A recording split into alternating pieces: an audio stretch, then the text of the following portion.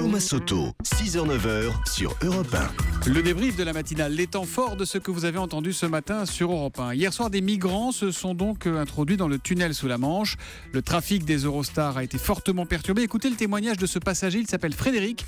Il a passé la nuit dans un train, c'était à 7h tout à l'heure. Il n'y avait plus d'air conditionné. Honnêtement, on respirait pas super bien. Puis ensuite, quand ils ont vu qu'il y avait des migrants autour du train, ils ont fermé les portes avec des manivelles, là. Je sais pas comment on appelle ça. Mais en tout cas, on ne pouvait pas ouvrir les portes. On n'avait aucune info. Le système audio ne fonctionnait plus parce qu'il n'y avait plus de batterie. C'était la misère. Et du coup, il y a des gens qui commençaient à hurler sur ce pauvre personnel Eurostar qui ne pouvait pas grand-chose puisqu'ils n'avaient aucune info eux-mêmes.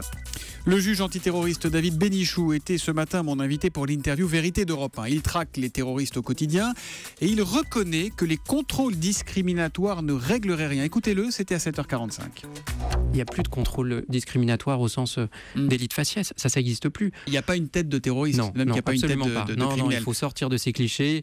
La barbe ne veut absolument quasiment plus rien dire. Oui. L'habit non plus. À la limite, il faut presque moins se méfier d'un salafiste avec une barbe en djellaba que de quelqu'un qui est aussi bien rasé que vous. Et voilà.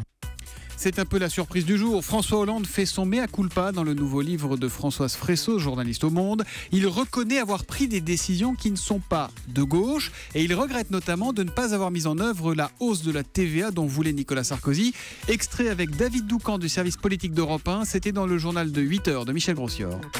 Dans ce livre, François Hollande passe à table. Il avoue, j'ai engagé des réformes qui ne sont pas toutes de gauche. Ça y est, c'est dit, Michel, enfin. Et après l'aveu, c'est l'attaque. Comme si le président n'avait plus rien à faire de ménager sa majorité si dissipée. Il dit, j'ai fait le pari que la gauche était devenue mature, qu'elle serait capable de comprendre. On sent le président déçu d'avoir perdu ce pari. 13,7 millions qui ne passent pas. Le gendarme de la Bourse s'empare à son tour du dossier Michel Combes. L'autorité des marchés financiers va examiner les conditions financières accordées à l'ancien patron d'Alcatel-Lucent lors de son départ de l'entreprise. Écoutez, Gérard Ramex, c'est le président de l'AMF et il était en exclusivité sur Europe 1 à 7h.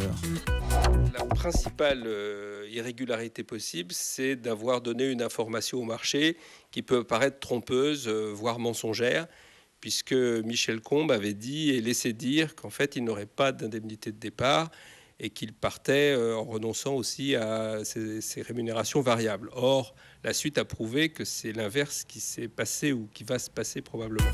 Et puis notre philosophe Raphaël Antoven s'est penché sur ces nouveaux cours obligatoires, vous savez, les EMC pour enseignement moral et civique. Eh bien, ça lui plaît pas beaucoup à Raphaël. La morale de l'info, c'était à 7h25. À mon sens, au lieu de faire la morale aux élèves, les aider à comprendre par eux-mêmes, par exemple, que la loi est une condition de la liberté. Au lieu d'inculquer des valeurs qu'on ne questionne pas, leur apprendre à s'interroger sur la valeur de ces valeurs.